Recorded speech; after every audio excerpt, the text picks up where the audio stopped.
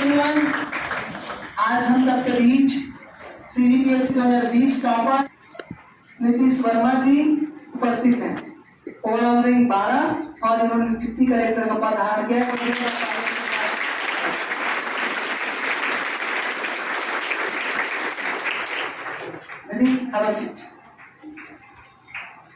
और महत्वपूर्ण चीज क्या, 2019 कॉलेज पास आउट, पहला अप्रैल, पहला मई और डिप्टी कलेक्टर नीतीश वर्मा जी हमारे बीच है।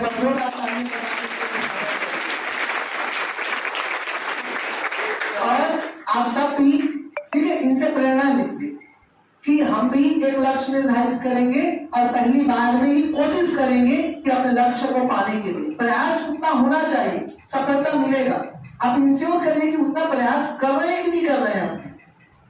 और इस तो डिप्टी कलेक्टर बनने के बाद आपको कैसा फील हो रहा है, जरा ये बताएं आप।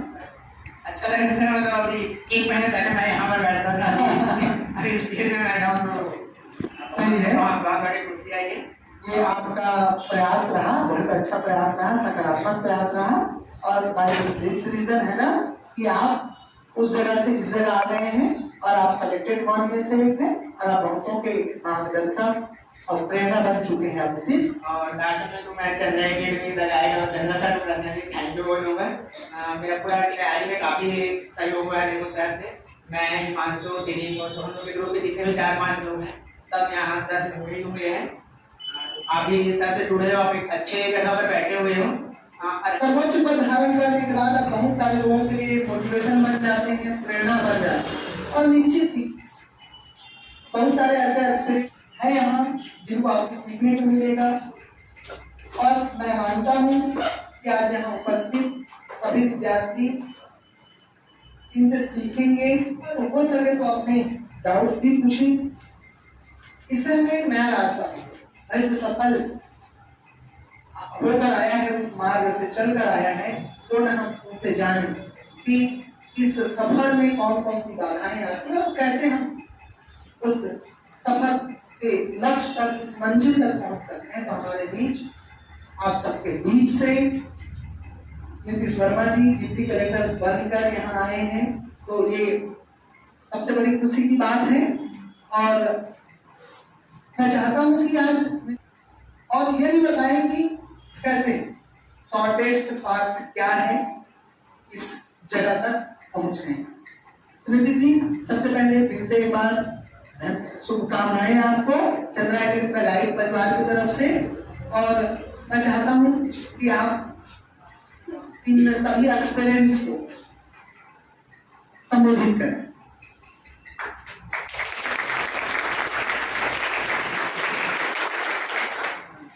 मेरा नाम नीतीश वर्मा है। अभी CGPSC में 12th रैंक आया है। पहले मैं अपने बारे में कुछ बता देता हूँ। मेरी स्कूलिंग सरस्वती शिशु मंदिर से हुई है, तिलक नगर सिमसे के पास है। और फिर गवर्नमेंट इंजीनियरिंग कॉलेज जो पुणे में है, वहाँ से मैंने मैकेनिकल ब्रांच में ग्रेजुएशन किया है। PSC की तैयारी करना मैं 3rd ईयर की शुरुआत में चालू किया था। हम लोग 2nd ईयर जब खत्म होता है फिर हम लोग इंडस्ट्रियल ट्रेनिंग करना रहता है, 2 महीने का छुट्टी मिलता है लगभग कॉलेज में।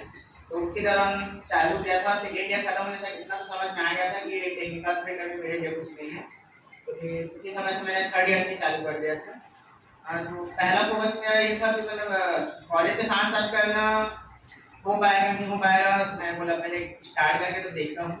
और मेरा शुरू से ही आप लोगों ने यूट्यूब में भी मेरे अगर इंटरव्यू देखा होंगे तो मेरा पहला फोकस हमेशा से नोट्स कंप्लीट करने में रहा है। तो जब 3rd ईयर में मैं कर रहा था, कॉलेज के साथ मैनेज करना वैसे उतना आसान रहता नहीं है, बट ठीक है मैं कोशिश कर रहा था जैसे भी करके नोट्स ही कंप्लीट करो। 3rd ईयर खत्म होने तक लगभग मेरा हो गया था, प्री कंप्लीट हो चुका था। फिर फाइनल ईयर में ऐसा था कि इंजीनियरिंग कॉलेज में बहुत होता है, हम लोग को मेजर प्रोजेक्ट करना रहते हैं और भी काफ़ी सारे इवेंट रहते हैं, तो कोचिंग कंटिन्यू करना पॉसिबल नहीं। तो फाइनल ईयर में मैंने फिर वो किया, तो 3rd ईयर में जितनी पढ़ाई थी उसको कम्प्लीटली रिविजन किया। वो साल भी खत्म हुआ, कॉलेज में 2019 में खत्म हुआ। फिर उसके बाद फिर मैंने मेंस की तैयारी चालू की। लगभग दिवाली तक मेरा मेंस का भी कोर्स खत्म हो गया था। फिर 2019 PSC में मैं अंडर एज था, एलिजिबल नहीं था, मेरी एज कंप्लीट नहीं हुई थी। तो पहला मेरा कोचिंग भी खत्म हुआ, तो मेरे नोट्स लगभग कंप्लीट थे, लेकिन थोड़े बहुत जो बचे थे उसको मैंने कंप्लीट किया। फिर मेरे को 2019 का प्री दिलाना था, लेकिन मेरे जितने दोस्त साथ में तैयारी कर रहे थे वो लोग प्री दिला रहे थे, तो उन्हीं के साथ में मैंने प्री का दोबारा पढ़ना चालू किया। अगर मेरे को भी दिलाना हुआ तो वो लेबर बनी है चेक करने के लिए, तो वो कंप्लीट हुआ। फिर तो कोरोना आ गया था, फ्री होने के बाद लॉकडाउन हो गया था। तो लॉकडाउन में आपसे कितने लोगों ने पढ़ाई की मैंने तो ये बताया, बहुत कम। ज्यादातर लोगों ने लॉकडाउन में, लड़के लोगों ने पबजी खेले है, लड़कियों ने लूडो खेला है, ठीक है, इससे भी निकला। देखिए आप बीएससी एस्पिरेंट है तो एक चीज कह दूं, अब आपको रेगुलर होना पड़ेगा। एग्जाम के एक महीने पहले पढ़ लूंगा, मैं तो इतना ज्ञानी हूँ, 15 दिन में रिविजन कर दूंगा, अच्छा कपड़े निकलते हैं। अब 2019 बीएससी में जो लोग सिलेक्टेड हुए हैं, नीचे पोर्शन में बात ही नहीं करूंगा, जो डीसी और डीएसपी भी बने 2019 में, उनमें सब पूछ लीजिए कितने लोग 2020 का प्री निकला। तो प्री बहुत बड़ा एग्जाम हो जाता है, प्री में मेंस भी अब कितना भी पढ़े रहो, अब लगता है 15 दिन में कर दूंगा तो नहीं हो पाता है, तो आपको रेगुलर बने रहना पड़ेगा जब तक आप पोस्ट नहीं ले लेते। तो फिर मैंने जो लॉकडाउन था, मेरा ऐसा टारगेट था कि मेरा इतना था कि मई जून तक तो लॉकडाउन हो जाएगा, और नॉर्मली जून जुलाई में तो एक राउंड तो 3 महीने था, सारे सब्जेक्ट को मैंने अच्छे से पढ़ लिया। फिर जब लॉकडाउन खुला नवंबर में फिर से वैकेंसी आई, तो ज्यादातर लोग नवंबर दिसंबर तक बिना मेंस में लगे रहते हैं, मतलब ऐसा रहता है कि हम क्लास कर चुके हैं तो जनवरी 1 महीना पर्याप्त है। प्री अभी इतना टफ हो चुका है कि 1 महीने पर्याप्त नहीं है। तो जितने लोग भी अभी बीएससी दिलाने वाले हैं, मेंस को साइड में रख दीजिए कहीं पर कोने में, और अभी 3 महीने 13 फरवरी को प्री रहेगा, तो 12 फरवरी तक तो आप बिल्कुल फ्री ही पढ़िए, मेंस के बारे में सोचिए भी नहीं। तो मैंने भी नवंबर की शुरुआत में फ्री चालू कर दिया था, 3 महीने अच्छे से फ्री पढ़ा, और मेरा पहला फ्री था, मैं कोई नहीं तो उसका प्री क्लियर हो गया। अब मेंस का महीने भर तक चला और फिर से लॉकडाउन हो गया था 2 महीने के लिए, उसमें भी अब कोई ऑप्शन नहीं था घर में बैठ के पढ़ने की। फिर उसमें मई में फिर से क्या हुआ, पोस्टपोन हो गया पेपर, तो उसमें भी काफी सारे लोगों ने फिर से पढ़ना छोड़ दिया। अब पेपर पोस्टपोन हो गया तो आराम से अक्टूबर नवंबर में होगा लगे, लेकिन पीएससी ने सरप्राइज दे 1 महीने बाद को पेपर देना है, ठीक है। तो जिन लोगों ने कंटिन्यू रखा हुआ था पढ़ाई को, उन लोगों को उसमें कोई खास दिक्कत नहीं गया, क्योंकि उन लोगों को ही नहीं था, उनको कोई फर्क नहीं पड़ा कि 1 महीने बाद कि 15 दिन बाद हो गया। तो फिर जुलाई लास्ट में मेरा मेंस था, एक्चुअल में मेरा प्री में सीटर तीनों का मेरा फर्स्ट अटेम्प्ट है। अभी इस बार इंटरव्यू का भी हम लोग सोच रहे थे, नॉर्मली इंटरव्यू दिसंबर में शेड्यूल रहता है, तो पहली बार अचानक से अक्टूबर में दे दिया, और उसमें भी 10 दिन बाद ही वो देना था, इंटरव्यू देना था। तो उसमें फिर मेरा हिमांशु वर्मा आप जानते हो, 2019 के कैंपस से बना, मेरा दोस्त है, वो साथ में पढ़े हैं, तो 19 वाला एक बार दिला चुका था, तो उससे मैं वो काफी हेल्प मिल गया था इंटरव्यू के लिए। फिर अभी रिजल्ट आया है, तो कुछ चीजें मतलब मैं हाईलाइट करना चाहूँगा। पहली बात, जहाँ पर सर नोट्स बनाते हैं सभी के टेबल मेरे को रफ कॉपी दिख रहे हैं, लेकिन घर जाकर केयर कितने लोग करते हैं ये आपको देख लीजिएगा, ज्यादातर लोग नहीं करते हैं, 10 से 20% लोग करते हैं तो बहुत बड़ी बात है। और उसके बाद कोई सिलेक्ट होता है तो फिर अपने नोट्स दे दीजिए, आपने नोट्स कैसे बनाया था, हम लोग बेसिक क्लास में बैठ कर पढ़े हैं, तो अलग से हम लोग क्लास में था, तो आपको अपने नोट्स मैं सजेस्ट करूंगा आप खुद बनाइए, सर में हम खुद बोल के लिखवाते हैं। अब प्री और मेंस का पेपर आता है, उसमें टाइम इतना कम रहता है कि जो जितने भी बड़े बुक आते हैं, लक्ष्मीकांत, एनसीईआरटी, रमेश सिंह, ये सारे बुक मैंने भी पढ़ा है, लेकिन जो प्री के पहले का जो 15 दिन 20 दिन टाइम है, मेंस से पहले के 15 दिन 20 दिन टाइम है, तो सारे सब्जेक्टों को आपको कम से कम 1 राउंड रिविजन करना पड़ेगा। अब मेंस में लगभग 25 सब्जेक्ट है, हर 15 दिन में आपको 25 सब्जेक्ट पढ़ना है, तो कहाँ से लक्ष्मीकांत और रमेश सिंह या एनसीईआरटी पढ़ोगे, तो वैसे सिचुएशन में आपके नोट्स लिए ना वो काम आएंगे। दूसरा है आपको रेगुलर रहना पड़ेगा। कुछ लोग बोलते हैं सर आप कितने घंटे पढ़े, अब 12 घंटे पढ़ो, 8 घंटे पढ़ो, 4 घंटे पढ़ो, कोई फर्क नहीं पड़ता। काफी सारे लोग यहाँ पर हो सकते हैं, कुछ लोग जॉब में होंगे, कुछ प्राइवेट जॉब में होंगे, गवर्नमेंट जॉब में भी, खासकर जो लोग बैंकिंग वाले रहते हैं, तो लोग जॉब के साथ साथ केसी की तैयारी करते ही हैं। अरे पुलिस केसी में जो चंद्राकर में जो एडिशनल केसी वो भी साथ में तैयारी की, तो जो जॉब में रहते हैं उनको टाइम कम मिलता है, लेकिन जितना भी टाइम मिलता है उनको इतने अच्छे से यूज करते हैं रेगुलर, तो उनका हो जाता है। अब जितना भी आप टाइम निकाल पा रहे हो, जो क्लास चल रहा है उसको रेगुलर करें, 4 घंटे पढ़े, 5 घंटे पढ़े, लेकिन उस फ्लो को बनाया रहे, ऐसा नहीं कि आज मन कर रहा है तो पढ़ लूंगा, कल मन नहीं कर रहा छोड़ा, मन नहीं कर रहा आज नहीं पढ़ता, आज सुबह मन कर रहा सुबह पढ़ लेता हूँ, नहीं आज रात को मन कर रहा है रात को पढ़ रहा हूँ, ये सब ना सही चीज नहीं है। आपको एक रेगुलर टाइम टेबल बनाना पड़ेगा, कम से कम जब तक सिलेक्ट नहीं हो जाते, फिर सिलेक्ट होने के बाद आपकी जिंदगी कैसे होती है, ठीक है, उसमें फर्क ना नहीं पड़ेगा। तो ये 2 चीजों का ना विशेष ध्यान रखिएगा। तीसरा है कि ना अब कम से कम ना 3-3 4-4 लोगों का ग्रुप बनाए। अभी सर कुछ लोग बोल रहे थे आप क्लास नहीं आए थे करके, वो क्लास नहीं आए तो नोट्स कौन देगा, जो कल या परसों या जितने भी दिन नहीं आए हैं छूटा था, तो जो आपके ग्रुप के दोस्त रहेंगे वही लोग आपको नोट्स देंगे, अब जिस दिन वो लोग नहीं आएंगे उस दिन आप लोगों को अपना नोट्स लेना पड़ेगा। तो ये काफी हेल्प मिलता है। देखिए आंसर में साथ में पढ़े तो दोनों के साथ में सेलेक्ट हो, अगर जनता से बना मैं डिग्री का लेकर करना, अगर एक दूसरे का सहयोग नहीं करते तो ना वो सेलेक्ट होता ना मैं सेलेक्ट होता है। तो ये चीज आपको बनानी चाहिए। बहुत बड़ा ग्रुप 10 लोग बार बनाने की जरूरत नहीं है, 3-4 ग्रुप या क्या लोग अगर आस-पास बैठे हो लोग साथ में एक ग्रुप बना लीजिए और साथ में पढ़ाई कीजिए, काफी फायदा होगा। इसके अलावा आप लोग पूछिए। और इस बारे में चर्चा भी करता हूँ आप लोगों से, है ना। एक ग्रुप होना चाहिए और उस ग्रुप के सारे लोग एक साथ सेलेक्ट होने चाहिए। एग्जाम्पल है हमारे बीच में नीतीश और हिमांशु, है ना, एक साथ बड़े पोस्ट में सेलेक्ट हुए और अच्छे रैंक से सेलेक्ट हुए, है ना। और सबसे महत्वपूर्ण चीज बात, नीतीश की एक खास बात मैं तो जान रहा हूँ शुरू से, है ना भाई, एक लगन और जुनून रहा है इनमें। ठीक, लॉकडाउन की बात किया तो सब लॉकडाउन में घर में थे, तो हमने यहाँ मेहनत किया, उसका परिणाम है। एक चीज और कहना चाहूंगा कि ना हड़बड़ी मत कीजिए। देखिए पीएससी इतना बड़ा एग्जाम और इतना बड़ा सिलेबस है, और जब तक आप सिलेबस कंप्लीट नहीं करेंगे आप कैसे सोच सकते हैं कि मेरा सिलेक्शन हो जाना चाहिए, आपको ही रहा है। सही बात। तो जितना टाइम लगता है सिलेबस को कंप्लीट करेंगे उतना टाइम आपको देना पड़ेगा, और आप जब सिलेबस अच्छे से आप कंप्लीट कर लेते हैं, आपकी पूरी तैयारी है, तो कोई फर्क नहीं पड़ता कि आप फर्स्ट अटेम्प्ट है कि लास्ट अटेम्प्ट है, आपका सिलेक्शन निश्चित रूप से होगा। हम लोग कोई प्री के 2 महीने पहले प्री पढ़ना चालू करके फिर मेंस का अभी व्यापक का एग्जाम आया है, सब कोई अभी एसीए में लगे होंगे, एसीए के बाद व्यापक में लग जाएंगे, उसके बाद महीने भर जनवरी में प्री पढ़ेंगे और फिर बोलते हैं प्री नहीं निकला। वैसे ही अभी फ्री हो जाएगा, उसके बाद व्यापक के फिर कुछ ना कुछ एग्जाम आएंगे अप्रैल में, मई में, उसमें लग जाएंगे, फिर मेंस के लिए कम टाइम मिलता है। तो ये सब ना सही चीज नहीं है। आप कम से कम एक बार जो भी एग्जाम दे रहे हैं आप व्यापक दें, पीएससी दें, उसका सिलेबस एक बार आपको अच्छे से कंप्लीट करना पड़ेगा, उसी के बाद आप श्योर हो सकते हैं कि हाँ मेरा होगा या नहीं होगा। और टेस्ट सीरीज ना दिलाइए। तब काफी सारे लोग रहते हैं कि मेरा तैयारी नहीं हुआ तो मैं टेस्ट सीरीज क्यों दिलाऊं। तो ठीक है ना, जितना पढ़ो कम से कम उतना क्वेश्चन बनाना, जो नहीं पढ़ो तो छोड़ देना, कोई दिक्कत नहीं है। हाँ जी रमेश।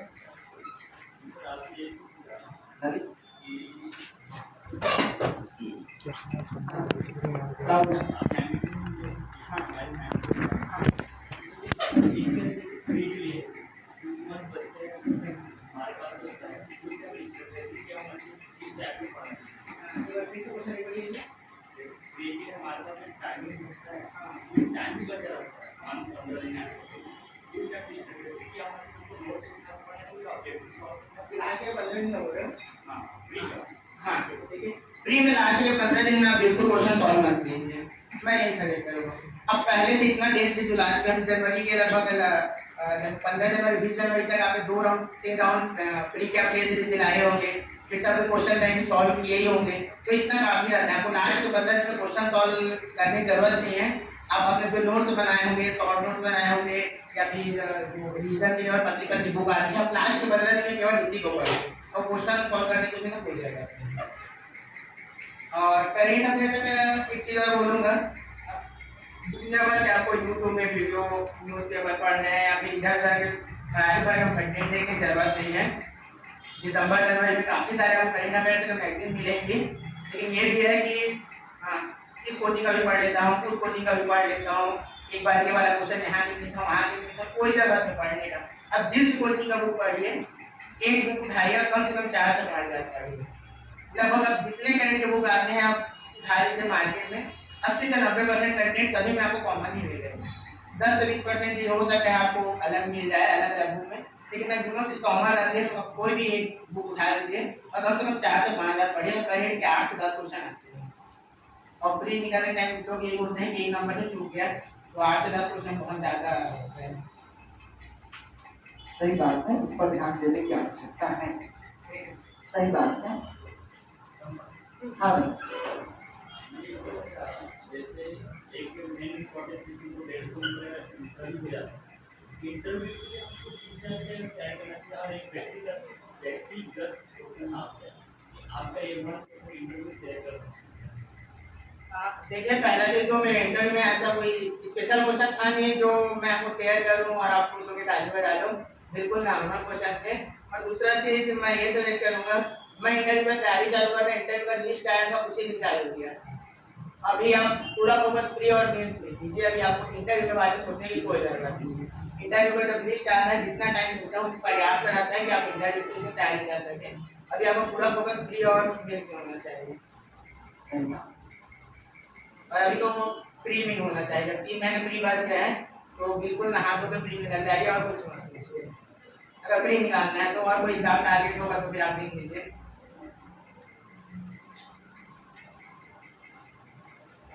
और कॉलेजेस फ्रेंड्स लोग अभी तो जितने लोग इंजीनियरिंग फील्ड के हैं वो लोग इंटरव्यू में पूछ रहे तो बता देता हूँ।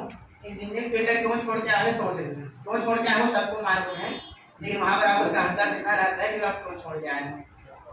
सर क्या था आपका? मेरे से नहीं पूछे थे, मैं किस बार अच्छा से सीधा सीधा मेरा इंटरेस्ट उसमें नहीं था। मेरे को कॉलेज टाइम में ही लग गया था कि मेरे को कुछ खास अच्छा लग नहीं रहा है तो फिर मैं उसी समय चेंज कर दिया था। पर आप इंटरव्यू जब भी आपको दिलाने का मौका मिले आप कोई भी बनावटी आंसर मत देना। पीएससी डायरेक्ट मैक्सिमम लोग इसीलिए कह रहे हैं कि इसमें काफी रिस्पेक्ट मिलता है जॉब सिक्योरिटी के लिए। कोई समाज सेवा के लिए यहाँ पर पीएससी तैयारी नहीं करते हैं, तो इस चीज को ध्यान रखिएगा कि आपको बनावटी आंसर वहाँ पर नहीं देना रहता है। आप जो भी अपने ईमानदारी से बोल सकते हैं। अगर आप कोई आपको अच्छा एम भी है कि मैं इस फील्ड में काम करना चाहता हूँ तो आप बता सकते हैं, लेकिन बनावटी मत करना है। इंजीनियरिंग फील्ड ज्यादातर लोग इसीलिए छोड़ते हैं कि उसमें वैकेंसी काफी कम हो गई है, कॉम्पिटिशन बहुत ज्यादा है। अभी टेक्निकल फील्ड में वैकेंसी एकदम ना के बराबर हो गया है, तो सब कोई पीएससी में स्विच करते हैं। ये जब वहाँ पर सीधा बोल सकते हैं। अब कोई बहुत बड़ा मतलब बढ़ा चढ़ा के इंप्रेस करने वाला आंसर देने की जरूरत नहीं है, क्योंकि जो इंटरव्यू देने वाले हैं जिस फील्ड में आप जा रहे हैं उस फील्ड में लोग 40 साल से काम कर चुके हैं, तो अब उनको बना नहीं सकते। सही है। सर मेरा एक क्वेश्चन है, छत्तीसगढ़ और इंडिया अगर क्वेश्चन या सब्जेक्ट वाइज वेटेज देखें, छत्तीसगढ़ को छोड़कर इंडिया में कौन कौन से ऐसे सब्जेक्ट्स हैं जो आपको फील हुआ कि हाँ इसका वेटेज बहुत ज़्यादा है? देखिए मतलब प्री की बात कर रहे हैं तो प्री में मतलब मैं एनालिसिस करूँ पुराने क्वेश्चन में ऐसा कुछ फिक्स तो रहता नहीं है, वो इसका कम है उसका ज़्यादा, जो लोग बैलेंस करने की कोशिश करते हैं। कई बार कुछ सब्जेक्ट ऐसा होता है जिसमें क्वेश्चन बिल्कुल ही नहीं डालते हैं। अब क्वालिटी है उसका क्वेश्चन हर बार आना ही है। जो अपना हिस्ट्री है उसके क्वेश्चन निश्चित रूप से आते हैं। बाकी जैसे दर्शन एक सब्जेक्ट प्री में भी है, उससे क्वेश्चन अभी 4-5 साल से 5-5 क्वेश्चन आ रहे थे, लेकिन अभी हम लोग ये केवल 2 क्वेश्चन हैं। तो ऐसा कुछ फिक्स नहीं है, लेकिन क्वालिटी हो गया हिस्ट्री हो गया, ये 2 सब्जेक्ट हैं, इसके निश्चित रूप से क्वेश्चन आएंगे। साइंस और इन्वायरमेंट इन दोनों के भी क्वेश्चन आते हैं अच्छे से। ज्योग्राफी हो गया, इकोनॉमी हो गया, इन दोनों में मतलब कुछ फिक्स नहीं रहता, कभी आता है कभी नहीं आता है, तो इसको ध्यान में रखिएगा।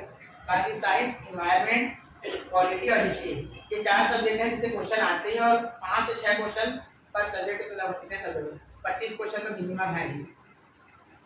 बाकी ज़्यादा भी आ सकते हैं। क्वालिटी के कभी कभी 8 क्वेश्चन हो जाते हैं। साइंस के अभी 2019 वाले में मेरे ख्याल से 10-12 क्वेश्चन साइंस इन्वायरमेंट मिला के, तो वेरिएशन होता है, लेकिन क्वेश्चन निश्चित रूप से आएंगे।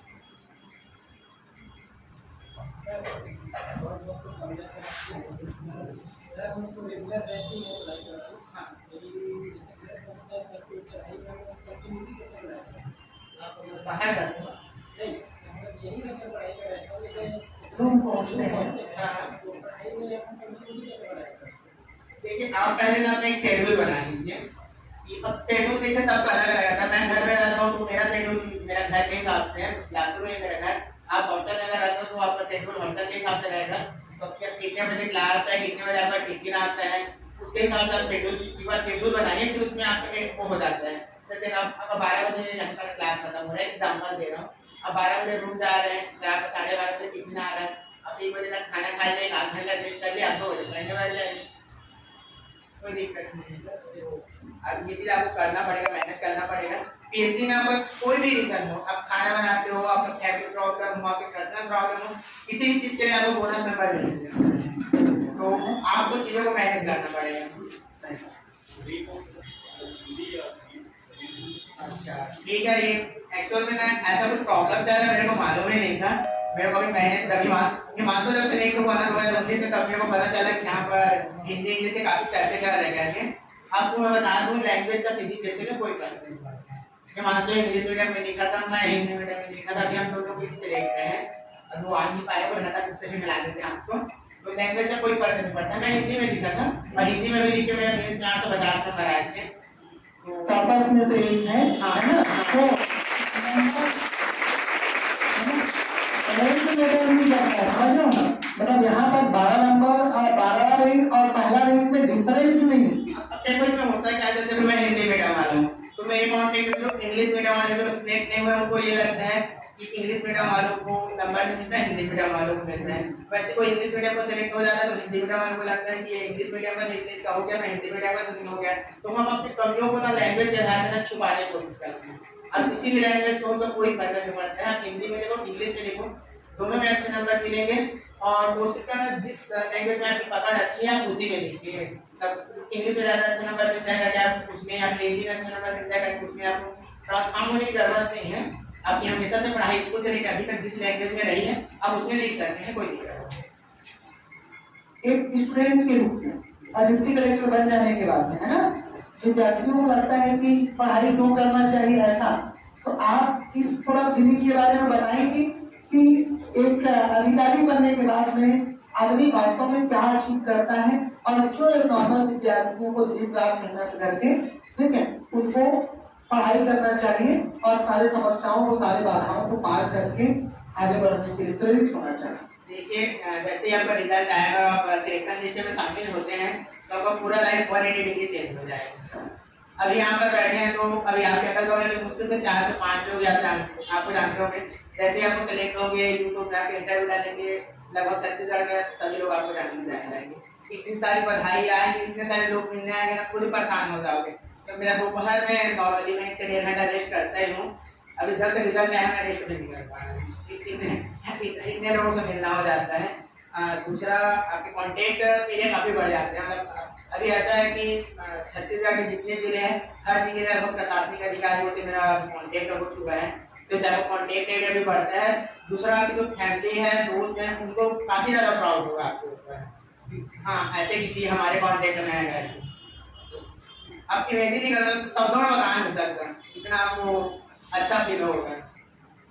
तो इस खुशी के लिए और इस फील को पाने के लिए आपको सतत मेहनत और प्रयास करना होगा और निश्चित तौर पर आप इस लक्ष्य को, तो यही है कि ओवरऑल मोटिव नीतीश का यही रहा कि भाई सबसे बड़े अचीवमेंट तो इनका मैं ये मानता हूँ, ठीक है, पहली अटेम्प्ट में, पहले प्रयास में सर्वोच्च प्रशासनिक पद धारण किए, है ना, इसके और अंतिम में प्लीज आप बच्चों को और अंतिम आपका कुछ मार्गदर्शन। अंतिम रूप से यही कहूँगा कि आप यहाँ से अब 3 महीने बचे हैं तो आप अच्छे से तैयारी कीजिए। जितना ज़्यादा से ज़्यादा समय हो सके आप पढ़ाई में कीजिए। किसी भी तरह का डाउट होता है तो आप सर से भी क्लियर कर सकते हैं। अगर आप मेरे से कॉन्टेक्ट करना है तो आप सर के थ्रू मेरे से कॉन्टेक्ट कर सकते हैं। अभी मेरे को ज्वाइनिंग मिलने में टाइम है तो मैं बिलासपुर में रहूँगा। मार्गदर्शन मिलता रहेगा, मैं इनका नंबर भी सेव कर दूँगा अगर आवश्यकता पड़े तो, है ना? ठीक है, तो वैसा कोई इशू नहीं है।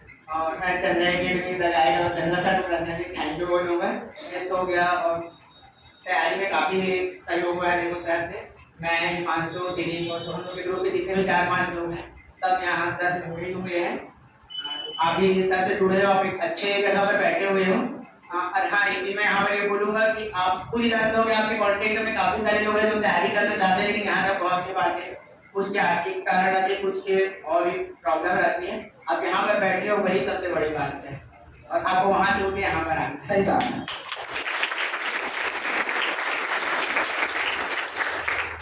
तो जर्नी का यही, ठीक है, पड़ाव होता है कि एक विद्यार्थी के रूप में आप उस जगह से उठ करके यहाँ आ जाए, यही सफलता का एक पैमाना है। और नीतीश ने आज कई पैमानों पर, कई मापदंडों पर बात किया है ना?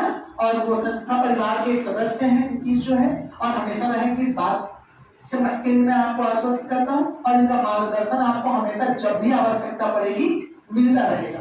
सर एक चीज पॉइंट बोलना मैं भूल गया था। जैसे अभी प्री आप दिलाएंगे ना तो प्री की जिसमें मैं तैयारी कर रहा था उसमें मुझे ये चीज सुनने मिलता था आप कितना क्वेश्चन अटेम्प्ट करें, तो देखिए कोई फिक्स पैमाना नहीं रहता। 2019 का पीएससी था ना, वो इतना ईजी था कि उसमें 140 जहाँ तक मेरे मालूम है 140 के आसपास लगभग कट ऑफ चला गया था। जो अभी वाला पीएससी था उसका पेपर इतना हार्ड था कि 108-110 के आसपास हो गया है। तो पेपर हार्ड आएगा तो निश्चित रूप से कट ऑफ कम होता है और इजी रहता है तो कट ऑफ ऊपर जाता है।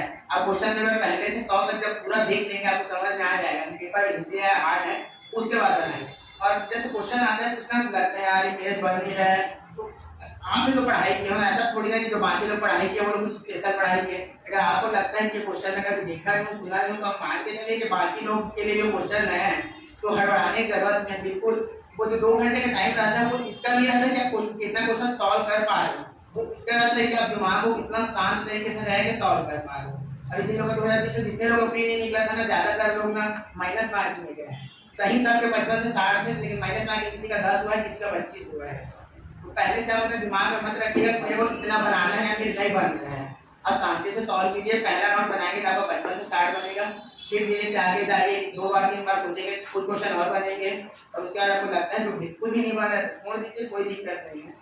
ये माइंडसेट के साथ मत जाइएगा कि मेरे को 85 मार्क आना है पेपर जैसा भी है। अब 85 मार्क आए कट ऑफ 90 से लगे कैसे करेंगे, ये चीज का ध्यान रखिएगा। हाँ, ये बेस्ट अप्रोच है और बिल्कुल सही अप्रोच है। माइनस मार्किंग से बचिएगा। फ्री में जितने लोग भी डूबे हैं माइनस मार्किंग में डूबे हैं। जितना कम आपका नेगेटिव मार्किंग होगा जितनी अच्छी एक्यूरेसी रहेगी। एक्यूरेसी आपकी क्वेश्चन जितना ज्यादा क्वेश्चन सॉल्व करेंगे उतनी अच्छी एक्यूरेसी होगी और उसी से आपके प्री क्लियर होने के चांसेस बढ़ते जाते हैं। सही है, तो प्री का भी पहले प्री क्लियर होगा तब हम लोग निकल जाएंगे। तो नीतीश ने बिल्कुल सही स्ट्रेटेजी पर चर्चा किया है क्योंकि वो खुद प्रीलिम्स पहली बार में क्लियर करके यहाँ तक पहुंचे। तो मैं मानता हूँ यह है ना आपके लिए रामबाण साबित होगा, है ना, और तब आप प्रीलिम्स निकालेंगे और जब भी मार्गदर्शन की आवश्यकता होगी मैं, है ना, नीतीश हमारे संस्था परिवार के सदस्य हैं और सबके बीच में उपस्थित होंगे और उनका कॉन्टेक्ट भी मैं शेयर कर दूंगा आप लोगों के लिए। पढ़ाई संबंधित जो भी इशू होगा आप डायरेक्ट टॉपर से चर्चा करेंगे और टॉपर से इस बारे में डिस्कस कर लेंगे। और नीतीश मैं उम्मीद करता हूँ बीच बीच में ऐसे हम वर्कशॉप करेंगे जब भी आवश्यकता होगी। ठीक है, आपका, हिमांशु वर्मा जी का, सबका एक वर्कशॉप ऐसे बीच बीच में ताकि लोगों को कुछ बेनिफिट्स मिल जाए और बुके बनवा लेंगे ऑफिस से।